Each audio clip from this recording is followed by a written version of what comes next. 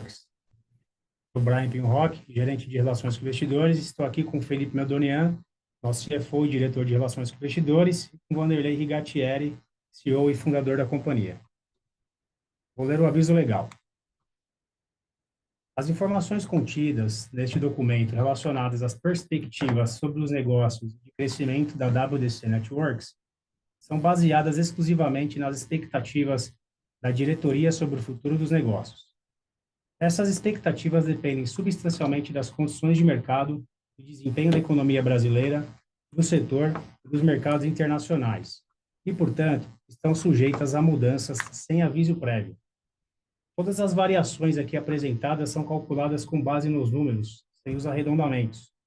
O presente relatório de desempenho inclui dados contábeis e não contábeis.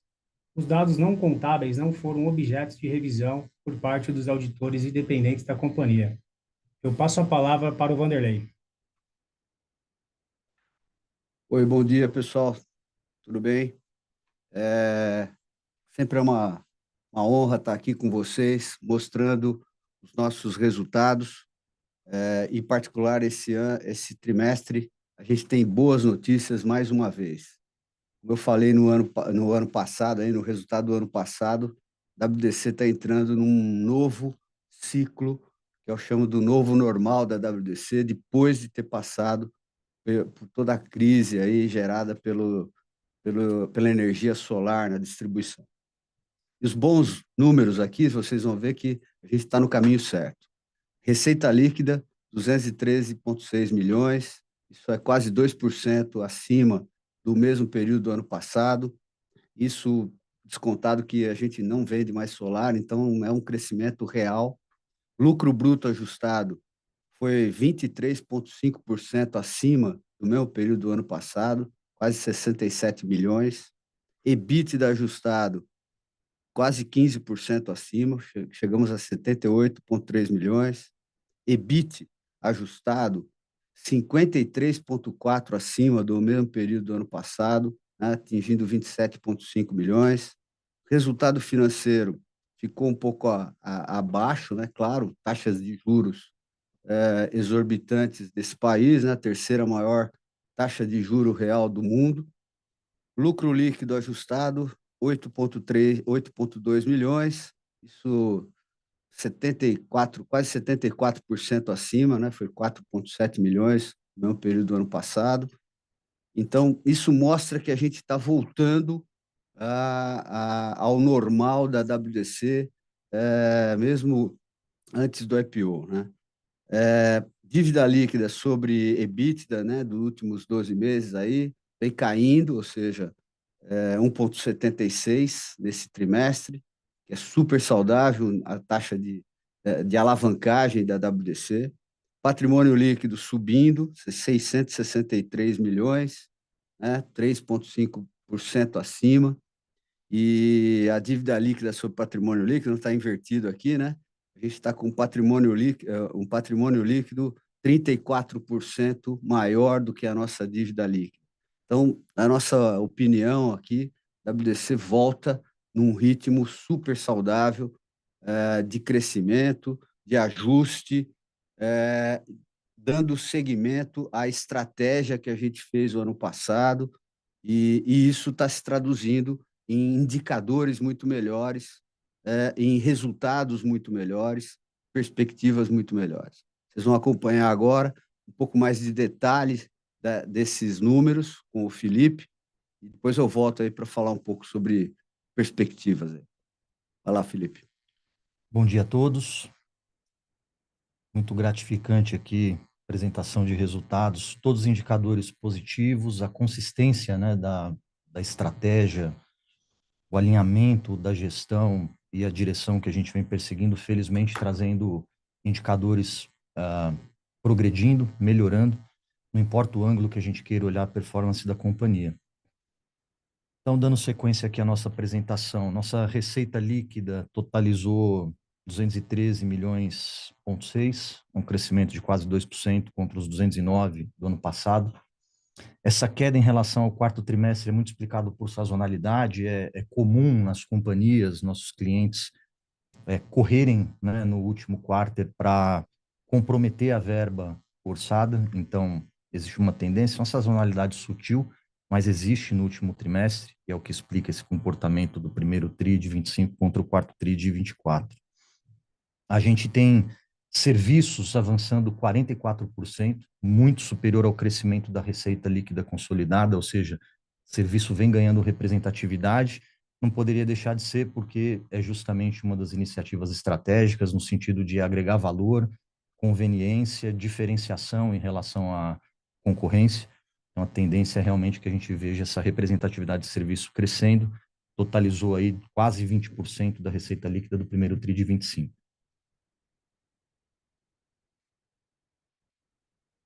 Nosso lucro bruto ajustado chegou a quase 67 milhões de reais. É um crescimento em termos nominais e também em termos de margem, né? 31,3%, é um crescimento de 5,5 pontos percentuais, bastante saudável e esse crescimento bastante consistente ao longo dos trimestres. Nossas despesas operacionais seguem controladas, há um crescimento em termos reais, mas um crescimento bem pequeno, 39 milhões e meio, representando 18,5 da receita líquida contra 17,3 do primeiro trimestre do ano passado, 21% do último trimestre do ano passado. A gente vinha comentando, né, sobre o rigor na gestão das despesas operacionais e esse ajuste que a gente vê do quarto TRI para o primeiro TRI, quarto TRI de 24 para o primeiro TRI de 25 é um reflexo desse pragmatismo e rigor, né, no controle das nossas despesas. EBITDA ajustado atingindo um patamar surpreendente, né, 37% de margem aproximadamente, superando 78 milhões de reais, maior em termos nominais, mais uma vez, maior em termos de margem também, que nos deixa aqui em uma posição muito confortável. O core business vem performando muito bem e a gente espera que siga assim, até por conta do foco da companhia de vender desde que com rentabilidade, com resultados saudáveis para a companhia, em vez de meramente sustentar receita que não contribui para a remuneração do capital e para o bottom line. Nosso resultado financeiro totalizou aí 15 milhões de reais, 15 milhões e meio aproximadamente, é um incremento, né, do resultado net em 4 milhões de reais, se comparado ao último trimestre do ano passado. Importante lembrar que no quarto TRI de 24 houve um ajuste sobre os juros ativos, né, da totalidade dos acordos que nós realizamos ao longo do ano passado. Isso foi carregado no quarto TRI de 24, de modo que quarto TRI e primeiro TRI acabam não sendo plenamente comparáveis. Primeiro TRI de cada um dos anos é sim totalmente comparável. Esses juros ativos seguem daqui para frente todo trimestre com reconhecimento, é um ajuste que aconteceu em 2024 e daqui para frente ele é uma contabilização perene. O efeito, como o Vanderlei comentou, na medida em que juros crescem, né, a companhia tem um modelo de negócio de capital intensivo, naturalmente pressiona um pouco, mas o que está por trás disso, o que vale lembrar, é a nossa alavancagem, que segue bastante saudável. Lucro líquido, 8 milhões de reais contra 4.700 do primeiro TRI do ano passado, um crescimento impressionante aí de quase 74%.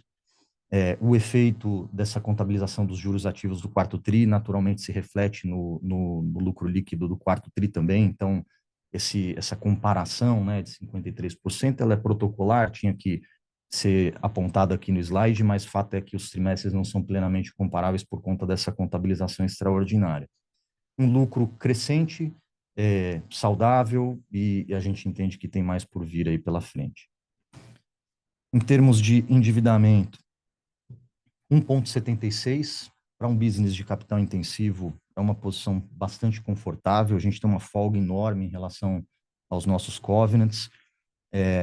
A representatividade versus backlog, que é um indicador que a gente usualmente traz, mostra que o backlog supera em quase 50%, né, 1,48%, se comparado o backlog à dívida líquida, né, esse backlog, ele é basicamente performado, ele está fora do balanço por conta de eventuais cancelamentos possíveis, que na prática, estatisticamente, a gente não observa esses cancelamentos, mas o fato é que É um compromisso do cliente assumido com a WDC, que tende a virar caixa, então tem uma folga bastante grande em relação à nossa dívida. E dívida líquida EBITDA, aí nesses 1,76, a gente entende que é um patamar bem confortável para a gestão do fluxo de caixa da companhia. Aqui mostrando como é que, ao longo dos anos, né, o cronograma de amortização da dívida se compara ao cronograma de monetização do backlog. É também uma visão que historicamente a gente reporta. Backlog, na prática, para a gente, do ponto de vista de caixa, equivale a líquido de PIS e COFINS, equivale a caixa, né? Por isso a gente faz essa comparação. E a movimentação do backlog, que lá está fora do balanço, é sempre importante frisar, 745 milhões contra 733, basicamente uma manutenção entre os períodos aí de dezembro, como a gente fechou em 24, para 31 de março de 25. Nosso fluxo de caixa trimestral, a gente finalizou o período, né, com 144 milhões, 50 milhões de geração operacional de caixa, fazendo frente a 37 milhões de investimentos, CAPEX para o TAS, né? Atividade de financiamento, 31 milhões, são antecipações de duplicatas simples, obrigadas, computadas no cálculo da alavancagem, mas é justamente uma operação simples aí que realizamos no primeiro TRI, para oxigenar o caixa, que nos levou a esses 144 milhões, um índice, né, um patamar de caixa bastante confortável também. Seguindo para eventos subsequentes, a companhia anunciou dividendos, totalizando aí 19 centavos por ação, superando um pouco de 12 milhões de reais, um dividend yield da ordem de 6,5%. Na medida em que lucros crescem, a gente sentiu que havia espaço para essa distribuição e reportamos ao mercado no dia 29/4. Devolvo a palavra para o Vanderlei, para a gente dar sequência aqui à nossa apresentação, tratando das perspectivas. Obrigado, Felipe. Bom, como vocês viram, pessoal, muito simples, né? Mostrar que tudo aquilo que a gente criou de estratégia vem dando resultado. A WDC sempre foi uma empresa que prezou muito por isso.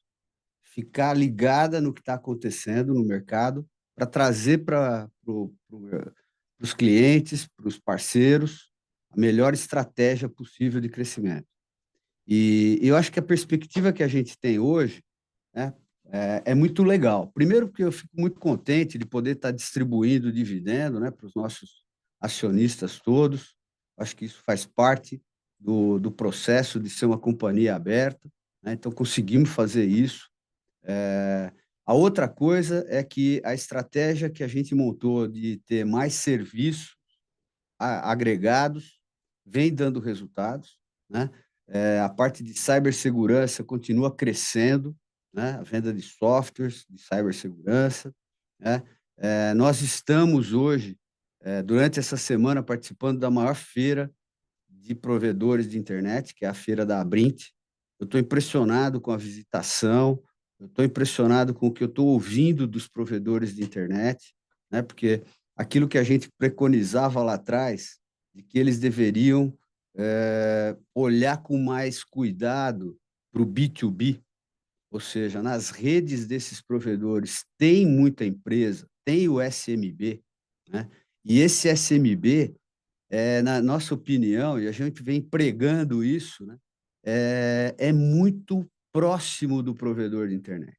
A capilaridade do provedor de internet é muito importante para atender os 410 mil supermercados que tem no Brasil, as 100 mil farmácias que temos no Brasil, né? Todos os escritórios de advocacia que a gente tem no Brasil, e aí por diante.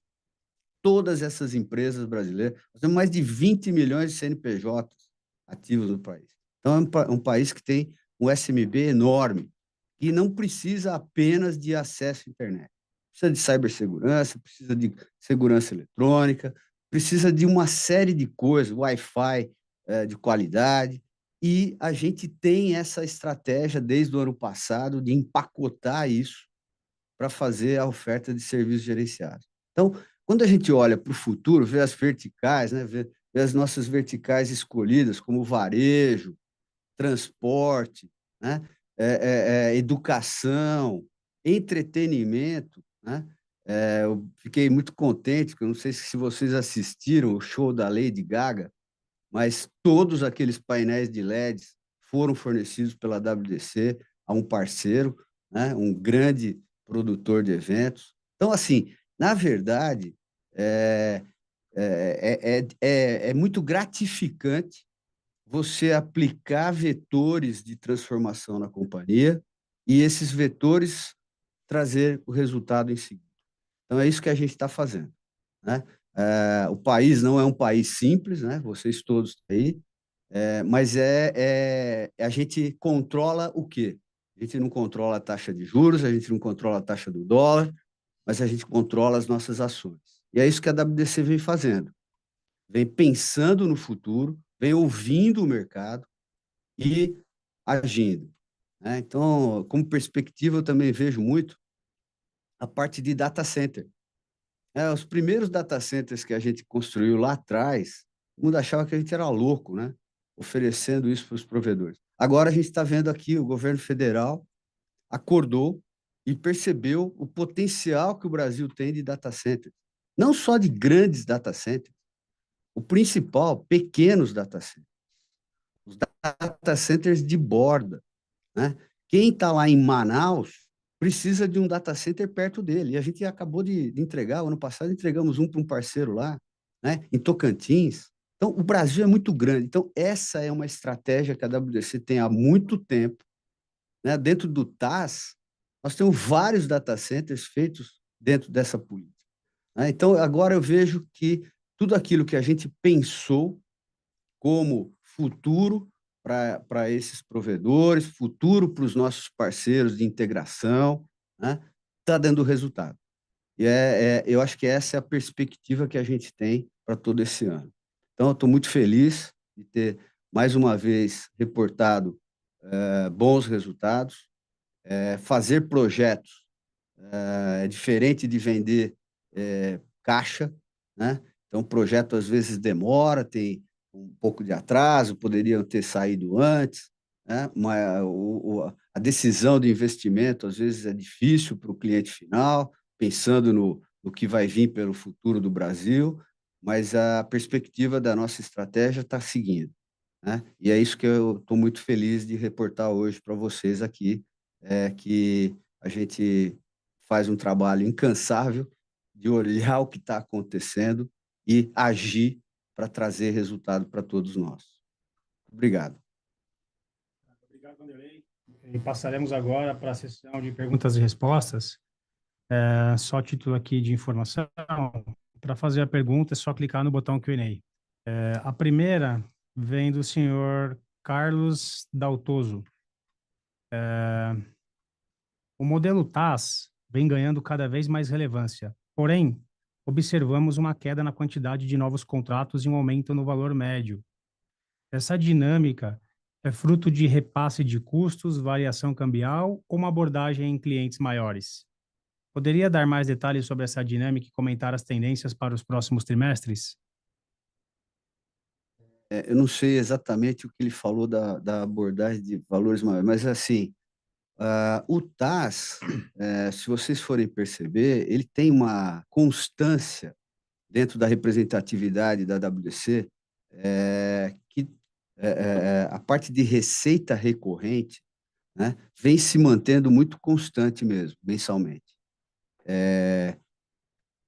Os clientes pequenos são mais difíceis de entrar nesse modelo, né, atualmente. Então, hoje, os projetos que a gente tem, principalmente por causa das verticais de atuação, não são mais só focados em provedor de internet, né, tem muita coisa de varejo, projetos interessantíssimos, né, porque são redes, cadeias de supermercados fazendo investimento em painéis de LED, né, para poder fazer venda de propaganda dentro do supermercado, ponto de venda. O próprio projeto aí desse produtor de eventos, né, que comprou aí uma quantidade enorme de metros quadrados de LED, é outro segmento crescendo dentro da WDC. Então, o ticket médio do TAS tende a crescer. Cada vez que a gente vai para clientes maiores, cada vez que a gente atinge projetos maiores, né? E os pequenos são mais difíceis de entrar nesse modelo, eles preferem fazer a compra, né? E eu falo que nós não temos preconceito nenhum, né? Pessoal, se vocês quiserem comprar, tá, vendemos. Se vocês quiserem alugar, alugamos, né? Mas é com certeza um processo mais difícil você ter clientes muito pequenos fazendo processos de locação em longo prazo. A próxima pergunta vem também do senhor Carlos Daltoso. Como essa medida para incentivar data centers, que deverá ser anunciada pelo governo nos próximos dias, afeta a companhia? Excelente, Carlos. Eu falo que, às vezes, a gente fica pensando assim, síndrome das preces atendidas, né? Eu acho que o governo federal acordou para o potencial que o Brasil tem de ter a maior rede de data centers até para exportar serviços. Por quê? Data center é um item fundamental para você ter bancos de dados, para você ter mais inteligência artificial ativa, né? Todo mundo que quer implementar inteligência artificial nas empresas, usar essa ferramenta, vai precisar ter dados e mais dados. Dados precisam ser armazenados em data center. Só que o data center tem um grande problema, vamos dizer assim, no mundo inteiro, que é falta de energia elétrica. O data center é um tremendo consumidor de energia elétrica. Então, você tem, aqui no país, nós temos energia elétrica sobrando. Em algumas regiões do país, tem muita energia eólica sobrando, tem muita energia solar disponível. Então, a ideia é fantástica de incentivar a criação de data centers por todo o país. Não só concentrados aqui em São Paulo ou na grande São Paulo. Essa eu acho que é a grande oportunidade, porque a gente tem feito data centers fora de São Paulo. A gente tem construído para clientes em regiões que não têm data center. Por quê? E não precisa ser data center enorme. Não precisa ser hyperscale. A ideia é ter data center de borda, com 20, 30 racks, para acomodar servidores das empresas locais, né? Então, essa para a WDC é uma tremenda oportunidade, porque a gente sabe fazer isso, a gente já vem fazendo há muitos anos isso, tem know-how, tem parceiros excelentes nisso, a Huawei, por exemplo, né?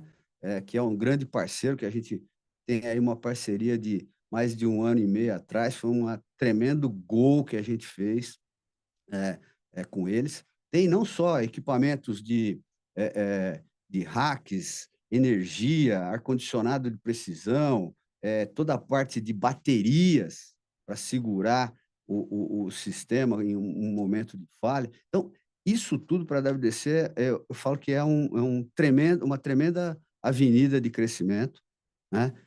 Por quê? Porque a gente tem o know-how, tem parceiro, tem a condição de fazer a prestação de serviço e usa o TAS para viabilizar a construção desses data centers locais, regionais. Então, a gente ainda não sabe como é que vai ser o incentivo para isso. Pelo que eu li hoje, eles vão pensar em dar isenção de imposto de importação para produtos que não são fabricados no Brasil. Então, isso para a gente é mais um incentivo na direção correta, né? O que eu falo para os 8 mil provedores de internet que tem no país. Caramba, vocês têm na mão uma tremenda oportunidade de fazer até a inteligência artificial do seu cliente lá na ponta, porque se você tem o data center próximo dele.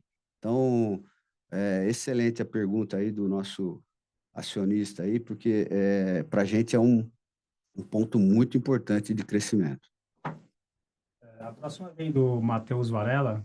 Ele faz duas perguntas, uma relacionada ao TAS, sobre os novos contratos, aumento de assinaturas. Eu acho que o Vanderlei já explanou bem o tema, mas enfim, estou à disposição aqui, Matheus. Se você quiser depois me procurar, a gente pode aprofundar um pouco mais. A segunda questão dele é sobre a distribuição de dividendos, com payout de cerca de 50% sobre o lucro. Podemos entender que esse percentual deve se manter nos próximos anos?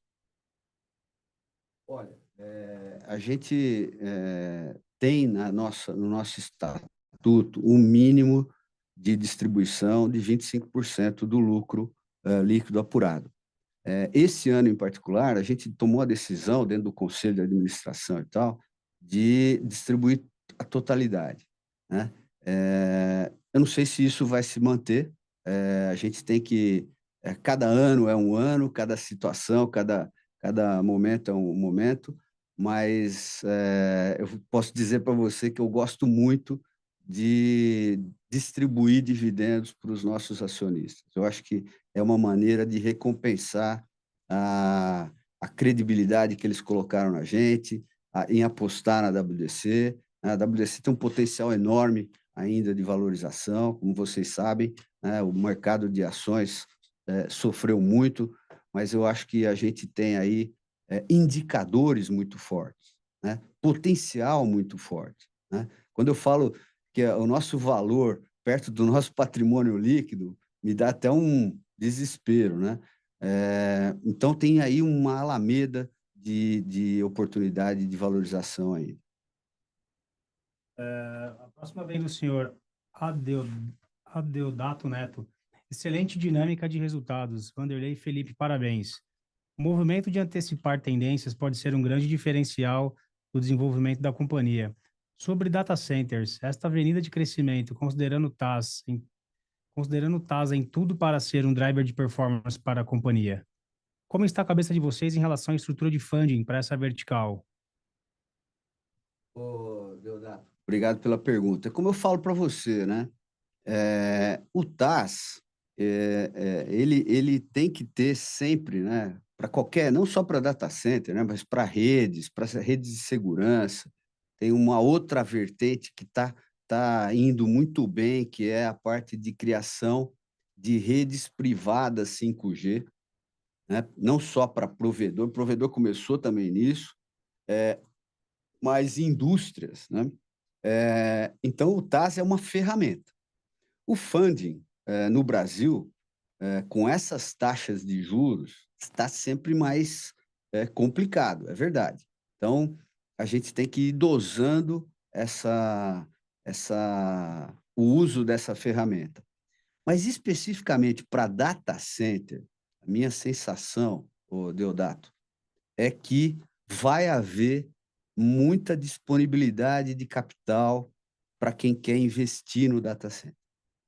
Então, a minha sensação é que nós não vamos precisar de tanto TAS para os data centers, porque vai ter do lado do cliente não só esse programa de incentivo do imposto, né, que o governo federal vai fazer, mas eu acredito que os fundos de investimento, né, os bancos, vão olhar com melhores olhos esses clientes que queiram investir e construir seu data center. E talvez a WDC não precise fazer TAS para eles, né? Então, essa é a minha visão hoje. Ou seja, quando o mercado entende o nosso potencial, né? Quando o mercado percebe que o Brasil tem um consumo interno favorável para a inteligência artificial, para banco de dados, para data center como um todo. Só não está fazendo isso porque os hyperscales estão concentrados aqui. Se a gente olha para o Brasil, a potencialidade de construir pequenos data centers em cidades regionais, né? Olha aí para o Brasil, aí, Centro-Oeste, né?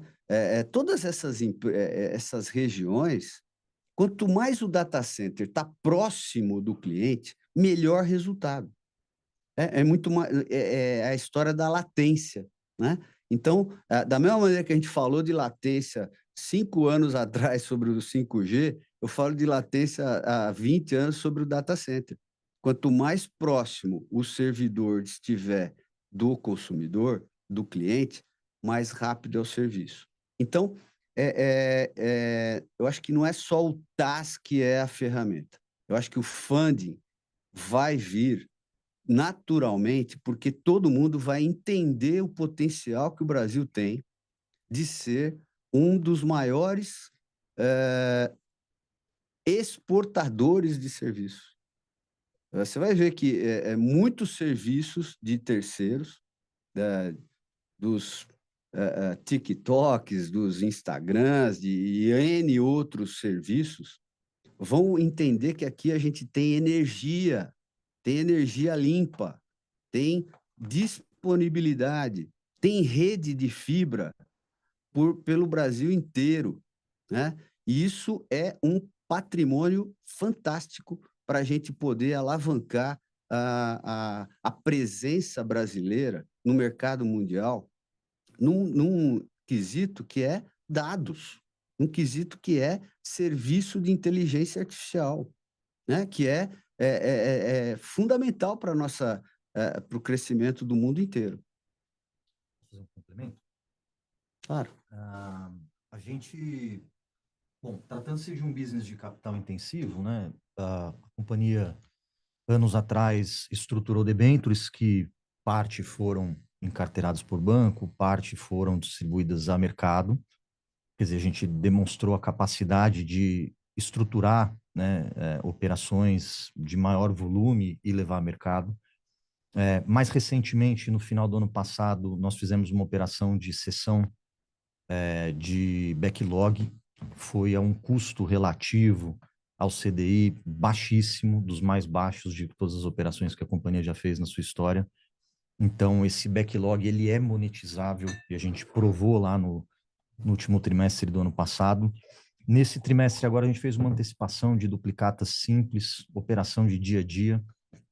A gente tem continuamente conversa e muita proximidade com todos os bancos nacionais. A gente tem ampliado essa rede de relacionamento, inclusive com bancos internacionais, estudando todas as possibilidades. O fato é que a operação que permite a transação, né, que permite acesso a funding em melhores condições, naturalmente é aquela que vai ser preferida. E a gente tem amplificado essas alternativas, de modo que nos traz muita segurança para garantir o funding necessário para essas operações, mesmo quando o TaaS for requerido, for a preferência do nosso cliente no momento que a gente converte o lead comercial. Próximo é do senhor Arthur Pontes. Poderia entrar em maior detalhe sobre a melhora do capital de giro no contas a receber? A gente... Arthur. Obrigado, Arthur, pela pergunta. A gente já vem falando, inclusive, sobre capital de giro, né? Vou falar aqui primeiro de contas a pagar e prazo de estocagem. São duas alavancas de liquidez super importantes que a gente está focado e trabalhando para otimizar. A gente entende que existem mecanismos que permitem, e considerando também o longo prazo de relacionamento com a maior parte do nosso sourcing, dos nossos parceiros fabricantes, a gente entende que a gente pode otimizar prazos de pagamento e, portanto, poupar liquidez. Prazo de estocagem é uma ciência que está intimamente atrelada à lead time de reabastecimento. De modo geral, aqueles produtos de prateleira dos fabricantes, a gente tem um lead time de reposição do nosso estoque da ordem de 2 meses, e a gente está operando na casa de 4 meses.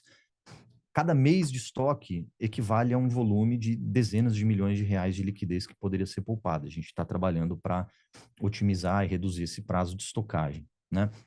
Do lado do prazo de recebimento, em 2024, a gente falou bastante disso nos releases anteriores, foram feitos muitos acordos, né?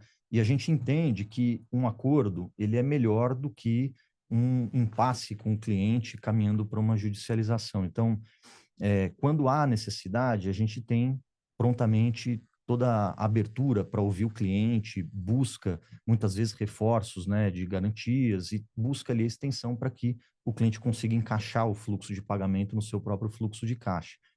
O fato é que a gente trabalha com o seguinte cenário, né? Esse prazo de recebimento ele se mantém um pouco mais alto e, paralelamente, a gente atua sobre estocagem e prazo de pagamento para poupar o caixa. Isso é uma grande síntese aqui do racional, do diagnóstico e das ações focadas no nosso capital de giro. A próxima também vem do Arthur Pontes. Poderiam também entrar em mais detalhes como está a estratégia de rolagem dos vencimentos de 25 e 26? Obrigado aí pela pergunta. A gente está super avançado. A gente tem 2 torres, né, de amortização nesse ano, agora em junho e em dezembro. Isso é um tema amplamente conhecido no nosso radar. Felizmente, graças a esse relacionamento bancário, a gente tem muita oportunidade com bancos próximos aí de operacionalizar uma nova transação, uma nova dívida. A gente está bem avançado nisso, então nossa intenção é trabalhar essa primeira torre dessa maneira.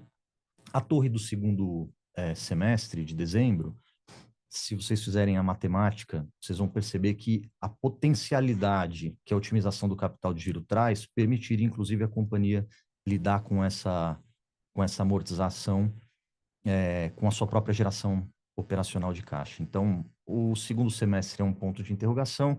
Esse primeiro semestre a gente já está bem avançado. Em breve devemos comunicar ao mercado como é que vai ser trabalhado, mas é algo que está bem equalizado e que nos deixa numa situação muito tranquila. Ok, a próxima é do Conrado Ramos. Ele fez 2 perguntas, tá? A segunda pergunta acho que tem muito relação com a resposta do Felipe agora, tá? Então, Conrado, eu estou à disposição, tá? Se você quiser dar uma aprofundada no tema, eu vou ler a primeira só. Vocês realizaram um volume de 36 milhões de desconto de duplicadas no primeiro TRI. Conseguem abrir as condições financeiras da operação? O vencimento médio é de 189 dias. Operação básica de mercado, que a gente tem essa possibilidade de fazer. A gente tem um contas a receber bastante grande, né, que permite esse tipo de operação. É uma operação relativamente barata, coobrigada no caso de clientes menores e que o banco naturalmente prefere seguir com o risco de crédito, né, de WDC, ao contrário do que aconteceu na sessão do último trimestre do ano passado, em que aí foi uma operação sem coobrigação, cliente de grande porte, de risco de crédito conhecido pelo banco. Os detalhes da operação são parâmetros aí de mercado, né? A gente cota sempre para qualquer operação que a gente faz. Todos os bancos de relacionamento, para essa operação específica, a gente falou com quase 10 instituições financeiras, buscando as melhores condições, e essa é a lógica, naturalmente, sendo responsável com o recurso da companhia e dos acionistas, que é de buscar as melhores operações sempre para oxigenação do fluxo de caixa. Maravilha. A última pergunta aqui é do Arthur Pontes. Qual o nível de custo desse capital? Eu acho que ele está se referindo, porque ele fez a pergunta, entrou a do Conrado e entrou a dele de novo. Eu acho que ele está se referindo, talvez, aos vencimentos de 25, 26. É assim que eu imagino. Ele quer entender qual o custo dessa rolagem, talvez. As condições não estão abertas, nem a instituição, mas o que eu posso dizer é que são condições muito positivas e muito em breve a gente deve comunicar ao mercado. Tratando-se aqui dessa nova captação que a gente está trabalhando para fazer frente à torre do primeiro semestre. Tá? A operação, não tenho certeza se a pergunta tinha a ver com a antecipação, é um spread em relação ao CDI bem competitivo, né? Acho que o princípio é que a gente mantém diálogo e proximidade com todas as principais instituições brasileiras, a gente tem amplificado, inclusive, relacionamento com instituições internacionais, justamente para criar um ambiente competitivo e gerar uma pressão favorável à companhia, né, de que a proposta que vem para a mesa naturalmente vai ser comparada com outras propostas e desse modo a gente consegue capturar condições satisfatórias. A operação aqui para o primeiro semestre ela vai ser divulgada em breve, mas são condições realmente muito favoráveis. Arthur, espero que a gente tenha conseguido responder a sua pergunta, tá? A gente está à disposição, os canais de RI, amplamente divulgados, tá bom? E é isso. Não havendo mais perguntas, eu vou passar a palavra aqui para os nossos diretores para eles prosseguirem com as considerações finais. Bom, de novo, né? Eu acho que assim mais um trimestre incrível para a companhia. Como vocês viram, números consistentes. Estamos aí super confortáveis com a parte de dívida, de rolagem. Vocês vão ver nos próximos dias aí que a gente ainda não tem um número fechado, mas está sob controle. Estamos com caixa acima do que a gente até esperava. Fechamos com caixa bem robusto. A outra coisa, todos os fatores estratégicos, eu acho que eu explorei bem para vocês, quer dizer, isso tudo vai dar resultado. A outra parte interessante, que eu até nem falei, a gente está trabalhando muito na parte de logística, né, da WWDC. Então, a gente inaugurou um CD novo em Santa Catarina, né, tem outros aí no pipeline.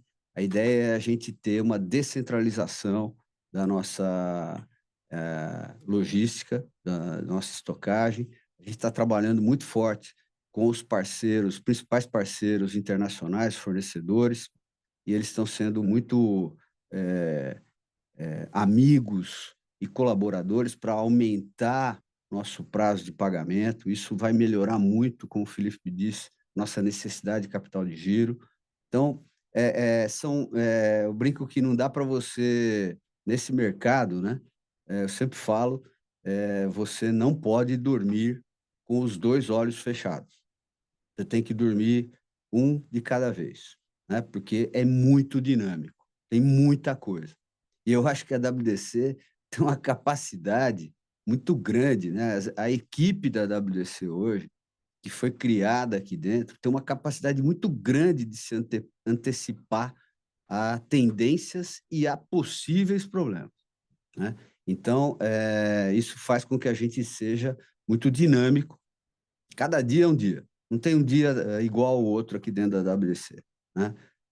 A gente tem feito um trabalho muito grande de fazer as coisas para crescer com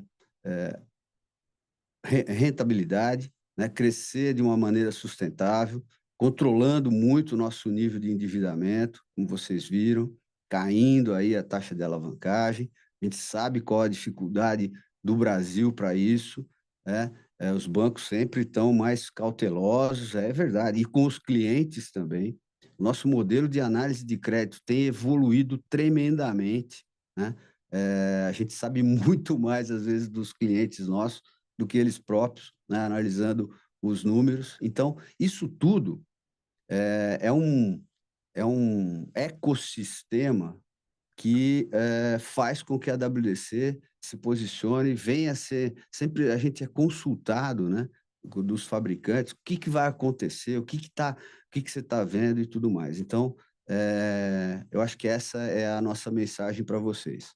A gente está aqui dormindo só com um olho de cada vez, estressando no limite todas as informações disponíveis para trazer o melhor para o nosso cliente e para o nosso acionista.